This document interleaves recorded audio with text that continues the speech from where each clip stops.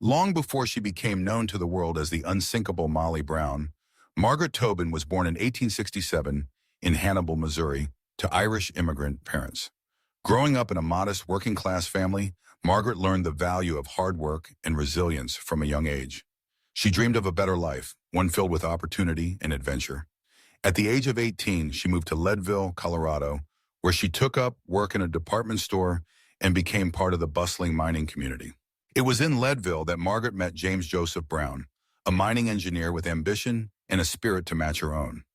The two married in 1886, and for a time, their lives were much like those of any other working family. But fortune soon smiled on them. In 1893, J.J. Brown's ingenuity led to a major breakthrough in mining technology, resulting in a massive strike of gold at the Little Johnny mine. Practically overnight, the Browns joined the ranks of Colorado's wealthy elite. With newfound wealth, Margaret moved to Denver and quickly established herself as a prominent socialite. Yet, she never forgot her humble beginnings.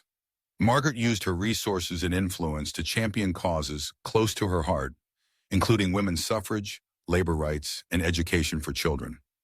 Her home became a hub for intellectuals, artists, and reformers, and she devoted much of her energy to charitable work, particularly in support of the poor and marginalized.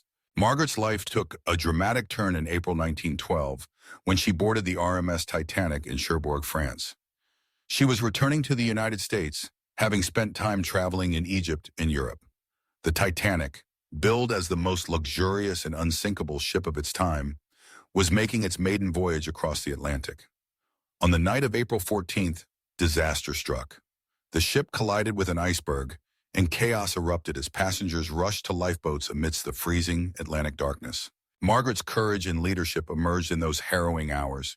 She tirelessly helped others into lifeboats, urged frightened passengers to remain calm, and was ultimately forced onto Lifeboat 6. Even then, she did not rest. She encouraged the crew to return for more survivors, distributed her own extra clothing to those shivering in the cold, and rallied the women in her lifeboat to row through the night. When rescued by the Carpathia, Margaret continued her efforts, organizing a survivors committee and raising funds for those left destitute by the disaster. The press soon dubbed her the unsinkable Mrs. Brown, a testament to her indomitable spirit. But Molly Brown, as she became popularly known, refused to rest on her Titanic fame. In the years that followed, she threw herself into public service and activism with renewed vigor. She ran for the United States Senate years before women had the right to vote, championed relief efforts during World War I, and advocated for the rights of minors, children, and immigrants.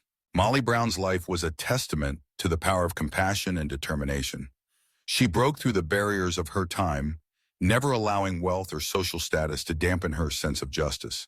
She lived to see many of her dreams for equality and reform begin to take shape, and her legacy continues to inspire.